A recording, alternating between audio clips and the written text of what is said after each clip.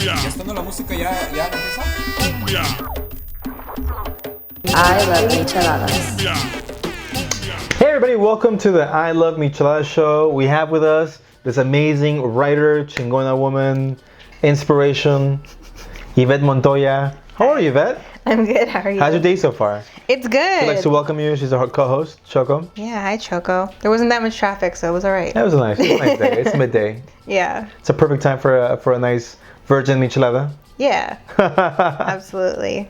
So tell me about you're telling me that right now you're working in this newsletter, right? But we'll go to the newsletter.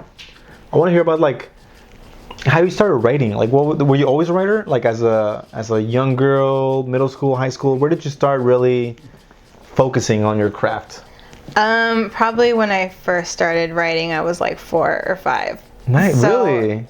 What were you writing about? Just like random stuff? Well, one of the first things I ever wrote was when my mom kept it, obviously. It was a little book that I made, and it was about a 2-headed dragon, and he was sad because nobody wanted to be friends with him. So it was about this dragon, and like him kind of like going through and people being like, no, you're scary, like I don't want to be friends with you, and then at the end he makes friends. Oh my god. That's like a children's book right there. Just publish it already. Written by a child. Yeah. That's super dope. Yeah, and then well from there I've always just been a writer. Did you write in high school, like in your local, in like your school newspaper and stuff like that? I didn't. I've always had like a weird relationship with my writing. I've always like, it's something that I've done, but it's never something that I felt like I wanted to like show people. Oh, you're a real creative man. That's how creative people are. Yeah, I didn't want anyone to ever read anything that I wrote. And like every time I would like turn things in for school, my teachers would be like, "Oh my god, like that was so funny," and I'd be like, "I wasn't trying to be funny. I was trying to be serious." And so I was always like self-conscious about it, and it wasn't really until like grad school that I took a creative writing class, and we had to like pass out, just like trade. Yeah. And like I remember rate each other's thing, like edit each other's thing. we would do like a 5-minute writing prompt at the beginning of every class, and it would just be like random things, and we would have to like just write, and then we would trade papers with somebody, and they would have to like read it, or we would read it aloud. And I remember the first day, like my face was hot, like I could hear my pulse in my ears, and I was like shaking because I was like, no one has ever, aside from teachers, no one has like really ever read anything. How much can you write in 5 minutes? Well, it's like it's like 1 page, 2 pages. There wasn't like a length that it needed. No, but to I mean, like be. I'm saying, like what was like the average? What did people end up writing in 5 minutes? Just like a little something. Like I remember I wrote something about my dad. I don't remember what the prompt was, but like I wrote that, and then I thought it was really nice, and then when I read it, everyone was like, "Oh!" And so like I put it in a card, and I gave it to him for his birthday. Oh, that's so nice. Yeah, but it would just be like little things just to like warm you up to like be in the class and to talk about. And Where'd you go to grad school? Cal Poly Pomona. Oh, nice. And then so you were like, was it high school, college, and then grad school, or were there any like breaks in between?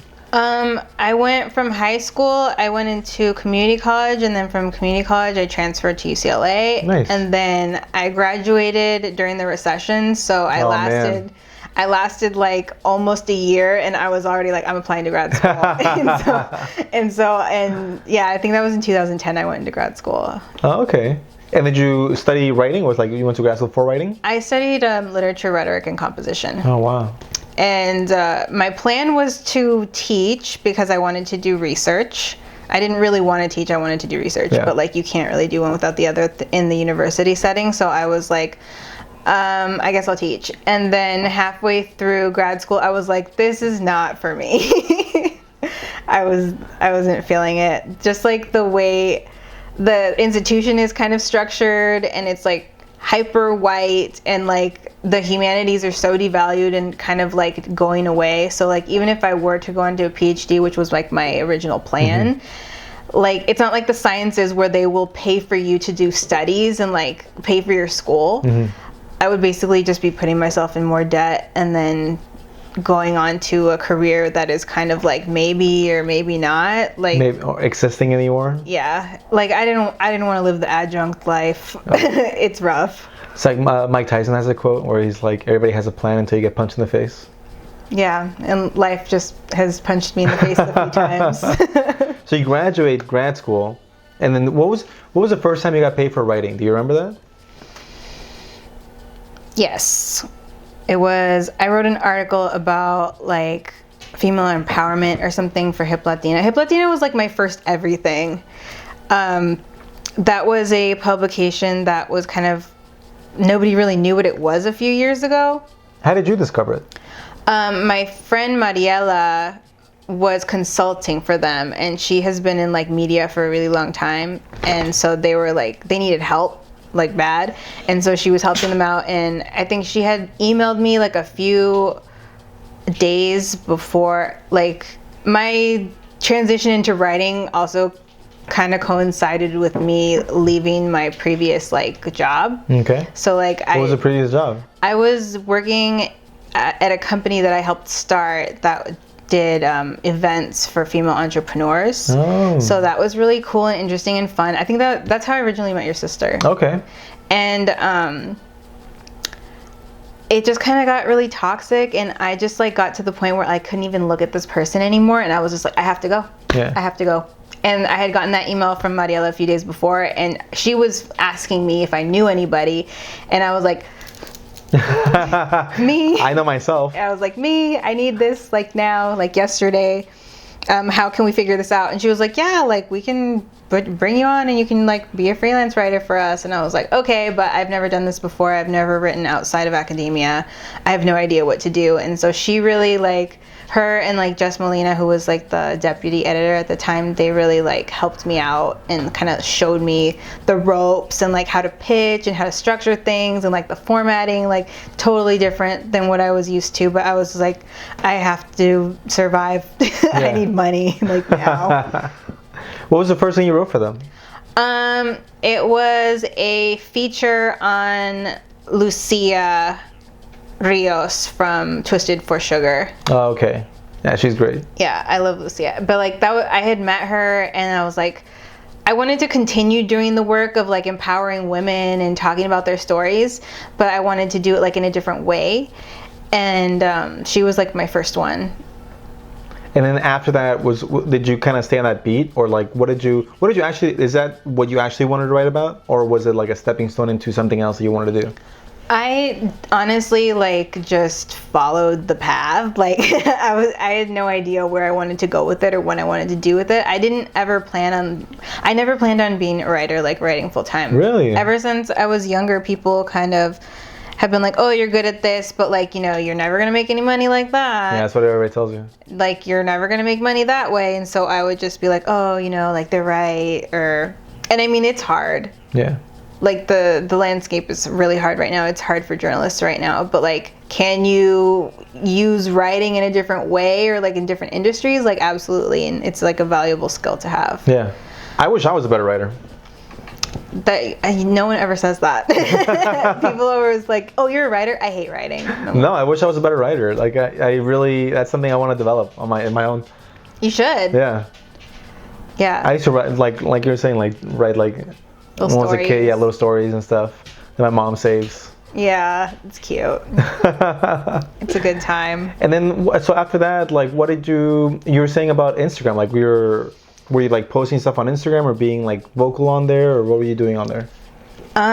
Everything kind of happened like in stages. Like first it was with the writing, and then when I was really getting more into my writing, I started noticing like the patterns in the women that I was interviewing. Mm-hmm. So that was something that I really gravitated towards, just simply because I'm like political. What was the pattern? The pattern was that most of them, I mean, it was for Hip Latina, so everybody was Latino. Yeah. So either they were like first or second generation, or they were immigrants themselves. And the like unifying thread throughout was that there was either U.S. intervention in their country, or there was state violence, or there was something political that pushed them to leave. Yeah. And so when I started kind of seeing those things, I added it in there. I'd be like, well, this was the political situation of the time that caused blah, blah, blah.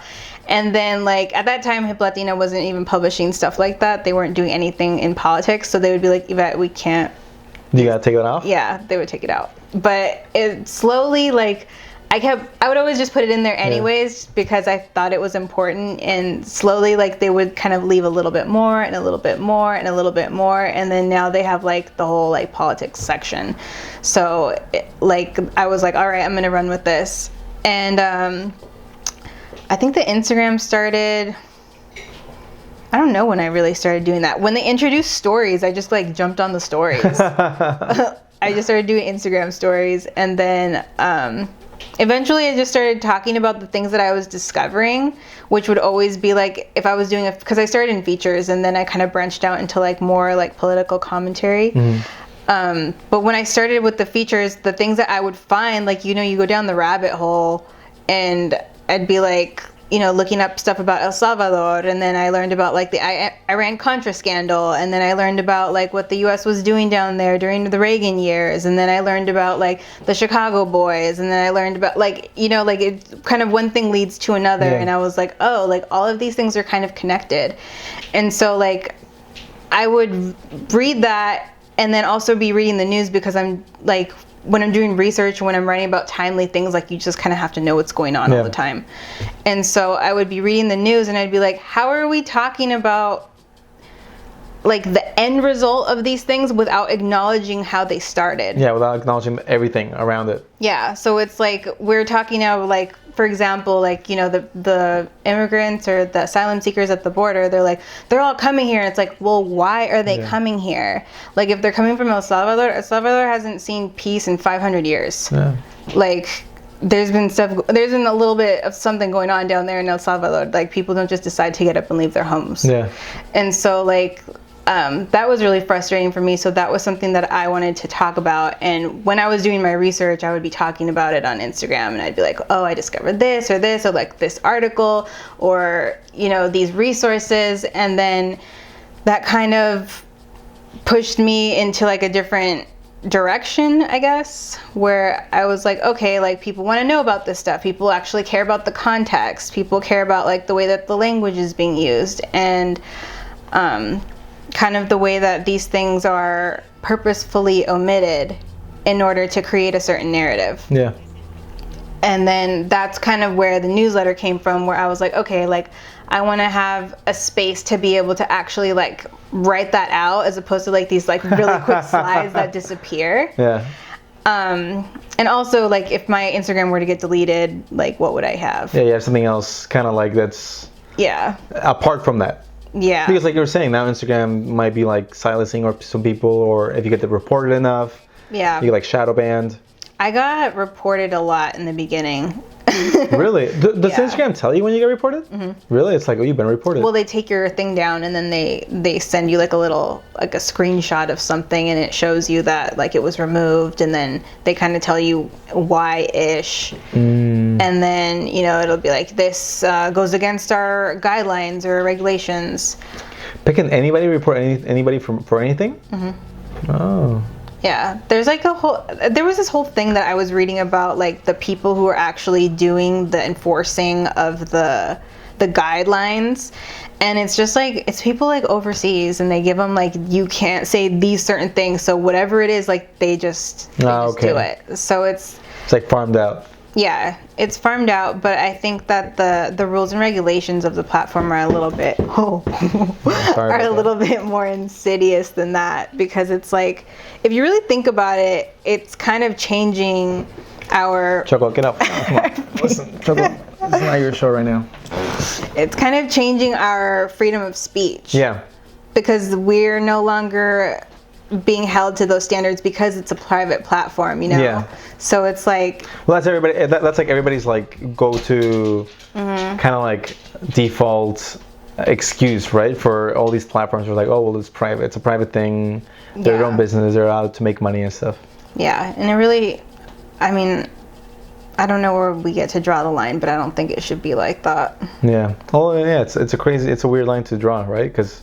Yeah, like you can say this or you can't say this. And then most of the time, 99.9% of the time, the people who end up being silenced are people of color, they're women, they're people of like the LGBTQ community, they're people who kind of like speak out against the master narrative, or, you know, go against the grain. And they're always the ones that end up paying for it. We're always the ones that get shut up. So now that you have your newsletter, did you already start the newsletter, or how long have you been doing it for now? Just this month. This month? How many, is it like once a month? What's the plan for it? I do them once a week. I do them on Mondays, because I kind of started doing a Monday roundup on Instagram that would be all the news stories. But I didn't have the swipe up option, so I would just like screenshot everything and then like add a little like blurb of some kind. Yeah. And so like a ghetto swipe up. Well, I didn't have the swipe up. Yeah. I barely got the swipe up. And so before then I was just adding those screenshots, and people would be like, oh, like I wish I had the link, or how do I find this? And I'd be like, I really needed to do something with that. So then that came with the newsletter. What was your original question? Like, how long have you been doing it for, and how's it going? What's like the plan for it? The plan for it is that I definitely want to monetize. I definitely want to have ads, specifically like, small businesses, Latino and Black businesses. And there's going to be like a kind of an associate podcast, which is going to be kind of like a more in-depth look at the specific like rhetorical devices that we do see in the news and things like that. Because I think that's really important too, because we don't even realize that it's happening. Okay. And kind of like the language people use in the news to kind of like subvert your attitude towards the story, kind of like that. Yeah. So I think that I find that really interesting, and people seem to be showing an interest in media literacy, is what people have been calling it, which is not something that we ever thought that we needed before until now, in this particular time of history. But so the plan is to just continue it and hopefully kind of use it as like a launch pad to like find other projects. I'm seriously just like going with the flow. Yeah, you're just doing it. Yeah. And other things like come out of it, and like partnerships and like this and like Do you have any partners in your newsletter, or is it just all you? It's all me. It's all you right now. Are you looking for partners? Are you looking for like writing partners, or like? You know what? Somebody just sent me the other day how you can use Medium to kind of create your own platform, like a media platform, as opposed to just me publishing. It would be like an umbrella where other people could publish out of. I'm kind of like toying with the idea of doing that, because I know a lot of good writers, and I know a lot of people that are like in the same vibe.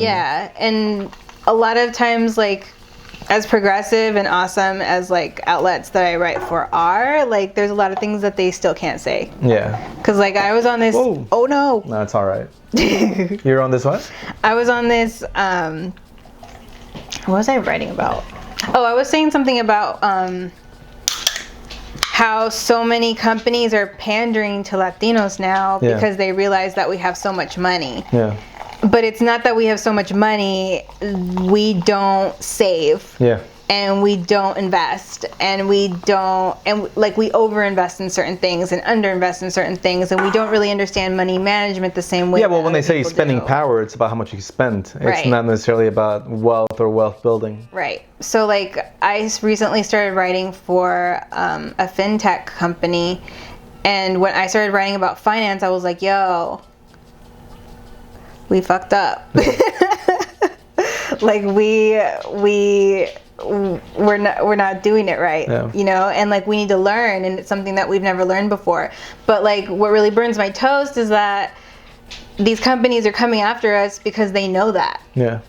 And it's like they're not trying to empower us. They don't really care about us. They just nobody really cares. Yeah. They see our pockets are gonna be empty, and they think they might as well empty them over here.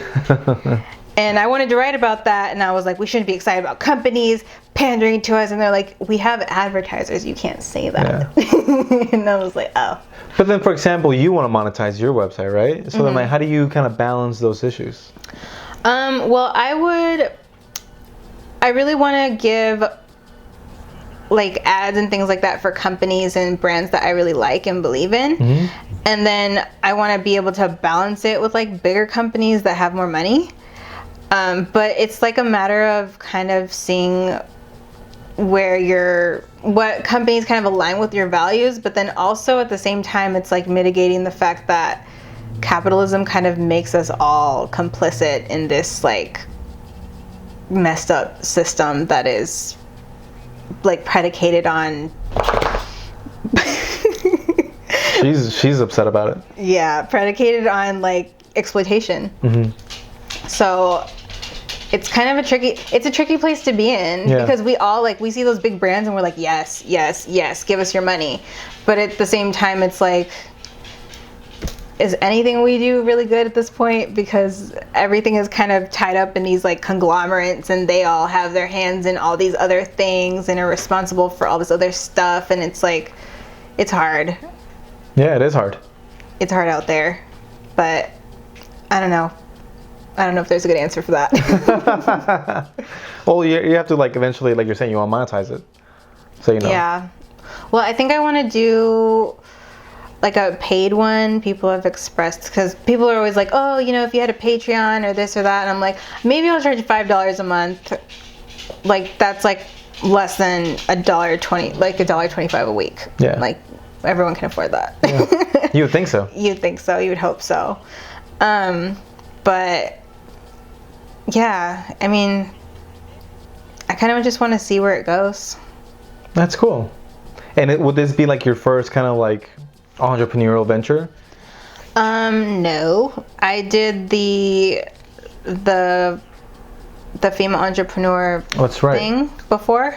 The series, it was events. I was in events then, and that was really fun. I also produced a podcast for it for a minute, and ever since then, then I did Galchemism, which was like another kind of event series for women, but we focused more on like arts. So we did, we curated, I think, 2 art shows that were pretty good.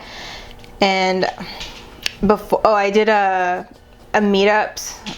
I did meetups for Latinos in tech in downtown LA, and I've kind of just been kind of doing everything all over the place. Yeah. If you can give yourself advice from when you were like in grad school, you know, like and now, what would you wish you could tell yourself then? To not be so focused on the outcome, and kind of like understand the process of the journey, like appreciate that more. Because I feel like we get really, when we want to start something, we get really caught up in like what it's gonna look like when we're done, as opposed to kind of seeing the way that it's going to shift and change throughout the process, because it always does. Like, you start out thinking it's going to be one thing, and then it turns into another thing. Yeah. Like, I didn't expect to do a newsletter. I didn't even expect people to care about the stuff I was talking about on Instagram. I was just like, I have to say something. Like screaming into the void, but I was like, whatever, at least I'll feel like I'm doing something. Well, that's cool. Well, cheers. Cheers to that. Where can people find more about your newsletter and your Instagram and everything? They can find my newsletter on Substack. It's called The Montoya Minute. And you can find my Instagram. It's Yvette Actually. Yvette Actually, I like that. Yes, Yvette Actually on Instagram. And I'm on Twitter, Yvette_Actually. Cheers. Virgin Micheladas. Yes. It's good, no? Sour. Well, thanks for coming. Well, thanks for having me. Yeah. I hope, you know, the experience was fun, at least. Yeah. It's a pretty cool conversation.